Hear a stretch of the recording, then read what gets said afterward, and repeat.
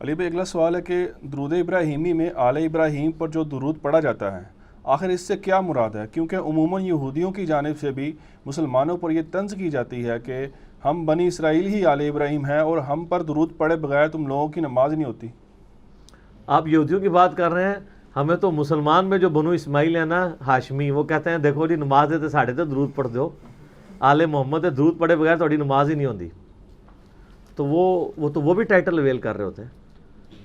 تو میرا خیال ہے درود ابراہیمی کا ترجمہ نہیں انہوں نے پڑھا۔ درود ابراہیمی میں کہیں یہ نہیں ہے کہ آل ابراہیم پہ ہم درود پڑھ رہے ہوتے ہیں۔ اس کا ترجمہ یہ ہے کہ اللہم صلی علی محمد وعلی آل محمد، اے اللہ درود بھیج، رحمت بھیج محمد صلی اللہ علیہ وآلہ وسلم پر اور ان کے اہل بیت پر، جیسا کہ تو نے درود بھیجا تھا، پاسٹ ٹینس کا صیغہ ہے، ابراہیم اور آل ابراہیم پر۔ یہ نہیں ہے کہ ہم آل ابراہیم پہ درود بھیج رہے ہوتے ہیں، ہم آل ابراہیم کے جس حصے پہ درود نماز میں بھیج رہے ہوتے ہیں وہ آل محمد ہے، بنو اسماعیل، جیسا کہ بنی اسرائیل پہ بھیجا تھا نا۔ بعد میں تو بنی اسرائیل اللہ تعالیٰ کی مغضوبی علیہم بن گئی نا، جب انہوں نے اپنے پیغمبروں کی نافرمانی شروع کر دی۔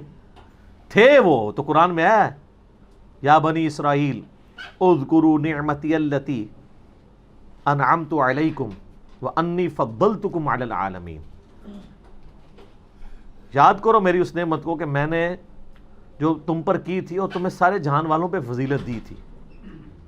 تو بنی اسرائیل بڑی لاڈلی تھی، 3 کتابیں آئیں، تورات، زبور، انجیل، ہزاروں پیغمبر آئے۔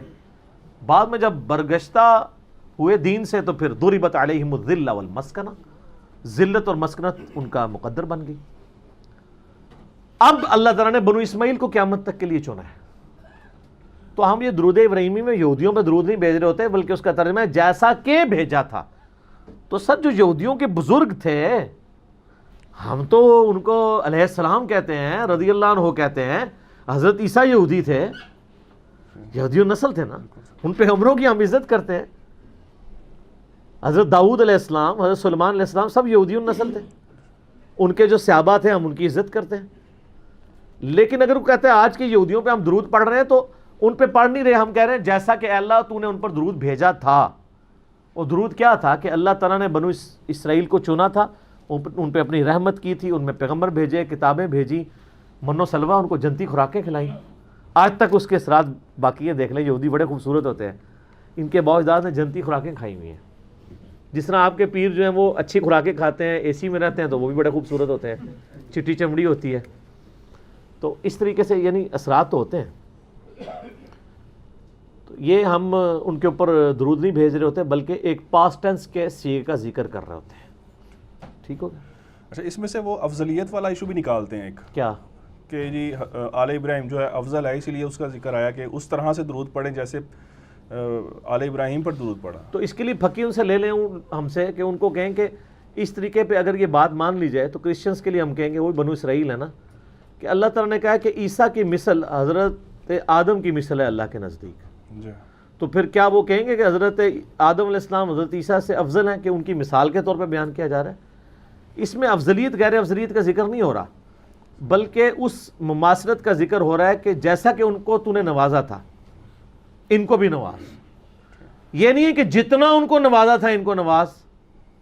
اب اس میں کئی چیزیں جو امت محمدیہ میں ٹرانسفر نہیں بھی ہوئی، مثلا بنو اسماعیل کو اللہ نے نبوت سے نہیں نوازا نبی صلی اللہ علیہ وسلم کے بعد، بنی اسرائیل پہ آل ابراہیم پہ تو نبی آتے گئے ہیں، یہ دروازہ تو بین ہو گیا نا۔ لیکن ایک فضیلت ایسی دی کہ بنو اسرائیل کی جو نبوت تھی، ان کے جو پیغمبر تھے وہ وقت کے لیے اور ایک قوم کے لیے ہوتے تھے۔ بنو اسماعیل کے پیغمبر کو اللہ تعالیٰ نے پوری جہان والوں کے لیے بنایا اور قیامت تک کے لیے بنایا۔ تو جیسا کہ اس میں بات فضیلت کی ہو رہی ہے، اس کی انٹینسٹی کی نہیں ہو رہی، اس کی فارمز کی یا موڈز کی یا کیٹیگرائزیشن کی بات نہیں ہو رہی ہے۔ ٹھیک ہے، تو ہم تو کہتے ہیں، ہم تو مثلا افضلیت دیتے ہیں۔ اگر کوئی دینا چاہتا ہے کہ جی ہم حضرت عیسیٰ سے زیادہ محبت کرتے ہیں نبی علیہ السلام سے بڑھ کے، اور نبی علیہ السلام سے بھی محبت کرتا ہے، تو ہم اس کو کافر تو نہیں کہتے، ہم کہتے ہیں کسی پیغمبر کی نفی نہ کرے، لا نفرق بین احد من رسلی۔ ٹھیک ہے، اگر کرسچن کہتا ہے کہ میں محمد رسول اللہ کو بھی مانتا ہوں لیکن میری زیادہ عقیدت حضرت عیسیٰ کے ساتھ ہے، دین وٹ، کیا فرق پڑ جائے گا؟ یہاں تو سنی شیعہ حضرت علی و بکر کی محبت کے اوپر لڑ رہے ہیں، اس سے کیا دین کو فرق پڑتا ہے؟ اس سے بھی نہیں کوئی فرق پڑتا، اس سے بھی کوئی فرق نہیں پڑتا اس حوالے سے۔ باقی یہ ٹھیک ہے کہ نبی علیہ السلام نے کہا ہے کہ تم مومن کامل نہیں ہوگے جب تک سب سے بڑھ کر نہ ہو جاؤں۔ تو اگر کوئی کسی میں کسی حوالے سے کمزوری پائی جاتی ہے، ویسے کلیم تو کوئی نہیں کرے گا کمزوری پائی جاتی ہے، پریکٹیکلی تو سارے مسلمانوں کے دل میں رسول اللہ کی جو محبت ہے نا، وہ دنیا کی محبتوں سے کم ہی ہے، کیونکہ جب ہمیں چوز کرنے کی باری آتی ہے نا، تو ہم رسول اللہ کی محبت میں گلے پھاڑ کے نعرے تو لگا سکتے ہیں گستاخانہ کارٹونز کے اوپر، داڑھی نہیں رکھ سکتے۔ داڑھی رکھنے سے ہمیں کون سی چیز مانے ہوتی ہے؟ محبت کا تقاضا ہے۔ آج تک یہ جو نوجوان شیشے توڑ رہے ہیں، کسی نوجوان نے آ کے اعلانیہ نیت کی ہے کہ تم نے رسول اللہ کے کارٹون بنائے صلی اللہ علیہ وآلہ وسلم اور ان کی مبارک داڑھی میں بم دکھایا تو میں داڑھی کر آج سے پہلے نہیں رکھی تھی، میں ہوں رکھتا جے، چلو آ جاؤ نالی ٹھوس۔ تو یہ جذباتی ڈاکٹرائن دکھتی ہے، علمی ڈاکٹرائن ذرا مشکل کام ہے۔ ٹھیک ہو گیا۔ اچھا علی بھائی اگلا سوال ہے کہ درود شریف میں آل محمد سے مراد کیا نبی صلی اللہ علیہ وآلہ وسلم کی اولاد یعنی اہل بیت ہیں، یا کہ روحانی اولاد کے طور پر پوری امت ہی اس میں داخل ہے؟ روحانی اولاد تو ہم ہیں، اس میں تو کوئی شک نہیں ہے۔ قرآن میں ہے نا، النبی اولیٰ بالمؤمنین من انفسہم وازواجہ امہاتہم، نبی علیہ السلام مومنین کی جانوں پر ان کی جان سے بھی بڑھ کر حق رکھتے ہیں، اور نبی کی بیویاں امت کی مائیں ہیں، تو لہٰذا نبی علیہ السلام امت کے روحانی باپ ہوئے اور ہم نبی صلی اللہ علیہ وآلہ وسلم کی روحانی اولاد ہوئے۔ لیکن ایز فار ایز درود شریف از کنسرن، تو اس میں آل محمد سے مراد نبی علیہ السلام کی روحانی اولاد نہیں ہے، بلکہ آپ کی بیگوٹن اولاد ہے۔ اور وہ غدیر خم کی حدیث میں زید بن ارقم نے بتایا وہ اہل بیت کون ہے: آل عقیل، آل جعفر، آل عباس اور آل علی۔ ویسے شیعہ تو صرف آل علی کو ہی لے کے چل رہے ہوتے ہیں، لیکن یہ سارے نبی علیہ السلام کا ہاشمی خاندان سب کے سب اہل بیت ہیں۔ درود ابراہیمی میں بھی آل محمد سے مراد اہل بیت محمد ہے صلی اللہ علیہ وآلہ وسلم، وہ قیامت تک جو ہاشمی خاندان ہے، کیونکہ صحیح بخاری میں یہ حدیث ہے کہ صحابہ نے کہا ہم نے آپ سے سلام تو سیکھ لیا، آپ ہمیں وہ درود سکھائیں جو ہم آپ اور آپ کے اہل بیت پہ پڑھیں۔ وہاں آل کا لفظ نہیں ہے، اہل بیت۔ تو آپ میں سے ہم میں سے کون بندہ ہے جو دعویٰ کرے گا کہ میں اہل بیت ہوں، سوائے وہ جو سید ہیں؟ غیر سید تو نہیں کہہ سکتا میں اہل بیت رسول ہوں۔ تو بخاری کے الفاظ ہیں آپ ہمیں وہ درود سکھائیں جو ہم آپ کے اہل بیت پہ پڑھیں۔ تو نبی علیہ السلام نے کہا کہ پڑھو اللہم صلی علی محمد وعلی آل محمد کما صلیت علی ابراہیم۔ تو آل کی ڈیفینیشن نبی علیہ السلام نے خود اہل بیت سے کی ہے۔ وہ کہتے ہیں نہیں دیکھیں قرآن میں آل فرعون کا بھی ذکر ہے، فرعون والے، تو یہاں آل محمد سے مراد محمد والے، تو محمد والے ہم بھی ہیں۔ یہ چیزیں سب اس وقت تک تھیں جب تک نبی علیہ السلام اسے کیٹاگرائز کر کے خود کلیئر نہ کرتے۔ اگر یہ بخاری کی حدیث نہ ہوتی نا تو آپ کرالری کے طور پہ بے شک پوری امت کو بیچ میں شامل کر لیتے، لیکن چونکہ نبی علیہ السلام نے اس کو کلیئر کٹ یہ بات کر دی ہے، آپ سے جو سوال ہوا ہے تو آپ نے اس میں اہل بیت کو ہی شامل کیا ہے، باقی لوگوں کو نہیں۔ باقی تو ہم اس کے ساتھ بہت کچھ لگا دیتے ہیں، وَأَصْحَابِهِ وَعُلَمَاءِ مِلَّتِهِ، وہ بھی بریلوی ہی و دیوبندی ہی۔ ظاہر ہے علماء ملتی جب کوئی بریلوی کہہ رہا ہوگا تو وہ اپنے علماء کو کہہ رہا ہوگا، دیوبندی علماء کو علماء ملتی نہیں کہہ رہا ہوگا، ٹھیک ہے نا جی۔ اور پھر آگے وہ کہتے ہیں اولیاء امتی ہی، اولیاء بھی اپنے فرقے کے۔ تو بس ادھر تک ہی رہے ہیں، اللہم صلی علی محمد و آل محمد، ٹھیک ہے۔ باقی رہ گئے ادر دین اہل بیت جو لوگ فوت ہو چکے ہیں، ان کو ہماری دعاؤں کا حصہ ویسے ہی مل رہا ہے، وہ تو ہم پہ واجب ہے۔ ربنا اغفر لنا ولاخواننا الذین سبقونا بالایمان، اہل ایمان کی نشانی ہے کہ وہ اپنے مرے ہوئے لوگوں کے لیے دعا کرتے ہیں۔ تو ہم دعا جب کرتے ہیں اللہم ربنا آتنا فی الدنیا حسنہ وفی الآخرۃ حسنۃ وقنا عذاب النار، پوری امت کے لیے دعا ہو رہی ہوتی ہے۔ لیکن درود کے اندر آل محمد سے مراد اہل بیت ہیں، بخاری میں واضح موجود ہے۔ اب مجھے کوئی عربی لنگوسٹک کی جتنی مرضی کہانیاں کرائے، اس کا اینڈ رزلٹ تو ہے کہ نبی علیہ السلام نے اس کو ڈیفائن کرنا ہے نا۔ اس طریقے سے اگر آپ رزلٹ نکالنے شروع کریں گے، آپ جو مرضی نکالتے رہیں، عربی لنگوسٹک کے اوپر آپ جائیں گے تو پھر بہت معاملات خراب ہو جائیں گے۔ اصطلاحاً معنی جو چل رہے ہوتے ہیں وہی لینے ہوتے ہیں، اور جب نبی علیہ السلام اس کی خود تشریح فرما دے پھر تو کسی کی جرت نہیں ہے کہ وہ یہ بات کر جائے۔ مثال کے طور پر اردو میں ہم شوربہ لفظ جو استعمال کرتے ہیں، فارسی کا لفظ ہے نا. اگر میں کہوں میں نے شوربے سے روٹی کھائی تو آپ سمجھ جائیں گے یا تو وہ چکن کا شوربہ ہوگا یا آلو مٹر کا شوربہ ہوگا, یہی سمجھیں گے نا. لیکن فارسی لنگوسٹک میں شوربے کا مطلب ہوتا ہے, لنگوسٹک میں اصطلاح میں یہی مطلب ہے فارسی میں بھی شوربے کا.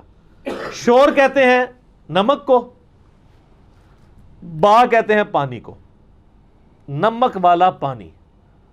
تو آپ اگر میں کہوں میں شوربے سے روٹی کھائی تو آپ یہ کہیں گے کہ علی بھائی نے ایک کولی میں تھوڑا سا نمک لیا, اس میں پانی ڈال کے گھول کے کھائی, ایسے تو نہیں کہیں گے, کیونکہ اصطلاحاً اس کا مطلب کچھ اور ہے. یہی کھلواڑ غلام پرویز نے کیا ہے. اس نے قرآن کی اس کو لغت علیحدہ لکھنی پڑ گئی, اسی لیے آپ کو پتہ ہے اس نے اپنی لغت علیحدہ لکھی ہے. غلام پرویز کو منکرین حدیث کہنا, یہ اس کو آپ کلین چٹ دے رہے ہیں.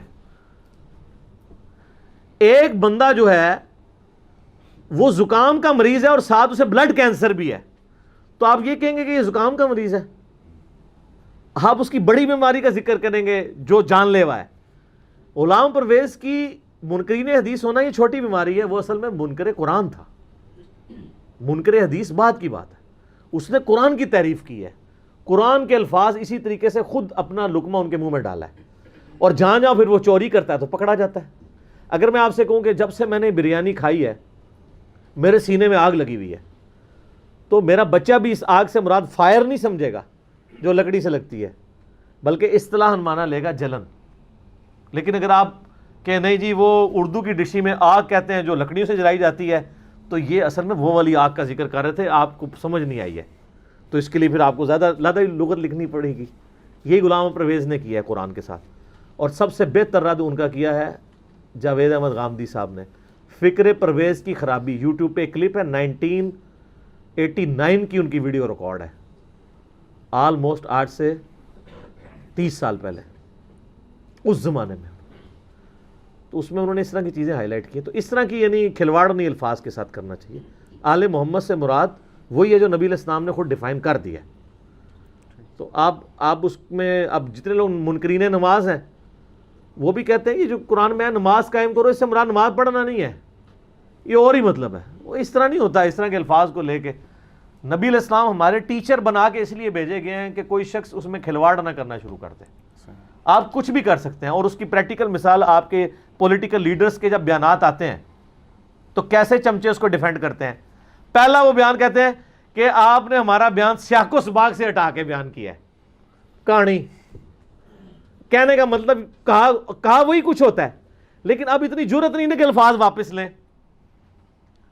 کوئی زیادہ دلیر ہوتا ہے وہ پھر اس کی تعویل کرتا ہے, جی وہ اصل میں جیسے ہمارے پرائم منسٹر صاحب نے وہ یو ٹرن کی بات کی کہ وہ لیڈر ہی نہیں ہوتا جو یو ٹرن نہ لے. اب یہ انتہائی عجیب و غریب بات تھی اردو لنگوسٹک میں, یعنی یہ فضول بات ہے. لیکن وہ عارف الوی صاحب ہمارے جو پریزیڈنٹ ہیں, پڑھا لکھا بندہ ہے, وہ اس کی شرح بیان کر رہے ہیں. آگے سے شرح بیان ہی اس وقت کرنی پڑتی ہے جب کہانی غلط ہو جائے. نہیں وہ اصل میں وہ یہ نہیں یہ کہنا چاہ رہے تھے, یہ نہیں اس طرح. ٹھیک ہے, یو ٹرن کا مطلب یہ ہوتا ہے کہ آپ اپنے مقصد کو پیٹھ دکھا جائیں. اسٹریٹجی اڈاپٹ کرنے کو یو ٹرن نہیں کہتے. انگلش میں جو یو ٹرن کا لفظ ہے وہ استعمال ہوتا ہے آپ اپنے ہدف سے ہٹ جائیں, یعنی جانا ادھر تھا یو ٹرن لے کے ادھر ہو گئے. لیکن اگر کوئی گھوم گھما کے دوسرے راستے سے وہیں پہنچنے کی کوشش کرے اسے یو ٹرن نہیں کہا جاتا, چینج آف اسٹریٹجی کہا جاتا ہے, اور وہ ظاہر ایک لیڈر کی نشانی ہے. اور یہی تعویل بعد میں پھر ان کے ماننے والوں نے کی کہ وہ یو ٹرن سے مراد وہ والا یو ٹرن نہیں لے رہے تھے, لیکن عرف عام میں یو ٹرن سے مراد وہی ہوتا ہے. یہی ڈاکٹر سرار صاحب نے کیا. ڈاکٹر سرار صاحب اکثر وحدت الوجود, میں کہ سر تسی وحدت الوجود, جب میری ملاقات ہوئی 2008 کے اندر, وہ کہتے ہیں انجینئر صاحب میرا وحدت الوجود وہ نہیں ہے جو صوفیوں والا ہے, وہ ڈاکٹر اسرار کا وحدت الوجود کوئی اور ہے. اور میں نے کہا جی جب وحدت الوجود آپ بول رہے ہیں تو وہی مانا جائے گا جو اسٹیبلش ہے عرف عام میں. لہذا جو ٹرمز ایز اے ٹرمز استعمال ہو رہی ہوتی ہے نا, یا تو آپ جب بیان کریں تو اس کے لیے پھر کوئی اور ٹرم ڈیوائز کریں. جیسے میں نے دیکھیں اپنی ذاتی ٹرمز ڈیوائز کی ہیں. بابی, وابی کے مقابلے پہ بابی, کہ نہ میں وابی نہ میں بابی, میں ہوں مسلم علمی کتابی, بابوں کا دفاع کرنے والا. اب میں نے کسی کی ٹرم تو چوری نہیں کی نا, بابی ایک ٹرم ڈیوائز کی ہے تو مجھے حق ہے. آپ نے اگر کوئی نیا کنسیپٹ دینا آپ اپنی ٹرم ڈیوائز کریں اور وہ پھر بتائیں, لیکن جب آپ وہی والی ٹرم یوز کریں گے پھر اس میں نقصان ہو جائے گا. ٹھیک ہے. اچھا نبی آپ نے اہل بیت کا ذکر کیا، اس میں ایک پوائنٹ ہے وہ کلیئر کر دیں کہ حدیث قصہ کے اندر صحیح مسلم کے اندر جو اہل بیت ہیں وہ وہی ہیں جو پانچتن پاک کا کانسیپٹ دیا جاتا ہے، اور جب کہ آپ نے غدیر خم کی حدیث بیان کی اس میں اہل بیت سے مراد جو ہے یہ دو ڈیفرنٹ چیزیں آپ کمپیئر کر رہے ہیں نا. یہ تو اہل بیت کہا گیا نا دونوں. نہیں وہ تو اہل بیت ہے نا. یہ تو آپ اس طرح کہہ رہے ہیں اگر کسی اور حدیث میں آتا نا اس وقت تو انہوں نے اہل بیت ہونا تھا نا. حضرت حسن حسین کی شادی ہو کے ان کے بچے تو نہیں ہوئے تھے نا, انہوں نے اہل بیت ہونا تھا نا. باقی نبی علیہ السلام کے جو باقی خاندان کے لوگ ہیں وہ اس میں الٹیمیٹلی شامل ہیں. غدیر خم کی حدیث میں اہل بیت, قرآن اور اہل بیت کا جو ذکر آیا صحیح مسلم کی, تو زید ابن ارقم نے خود ڈیفائن کیا نا کہ اہل بیت سے مراد کون سے ہیں, اور اس میں انہوں نے نبی علیہ السلام کی بیویوں کو بھی خارج کر دیا. انہوں نے کہا کہ جو یہ اہل بیت ہیں یہاں اہل بیت سے مراد حضور کی بیویاں نہیں ہیں بلکہ اس سے مراد وہ ہیں جو نبی علیہ السلام کے دودھ کے رشتے کے لوگ ہیں جن پر قیامت تک کے لیے صدقہ حرام ہے, اور وہ ہیں آل عقیل, آل جعفر, آل عباس اور آل علی. اچھا مجھے بتائیں, یہ شیعہ سے ذرا پوچھیں, یہ مسلم بن عقیل اہل بیت نہیں تھے؟ اہل بیت جب وہ کہتے ہیں یہ اہل بیت کے اتنے لوگ شہید ہوئے, اس میں مسلم بن عقیل کو, تو مسلم بن عقیل تو آل علی تو نہیں ہے, عقیل تو بڑا بھائی تھا مولا علی کا. ان کی ڈاکٹرائن میں تو پھر وہ بھی فارغ ہو جائے گا اہل بیت سے, وہ ماننا پڑے گا. تو یہ ان کی بات بالکل غلط ہے. نبی علیہ السلام کے خاندان کی بات ہو رہی ہے.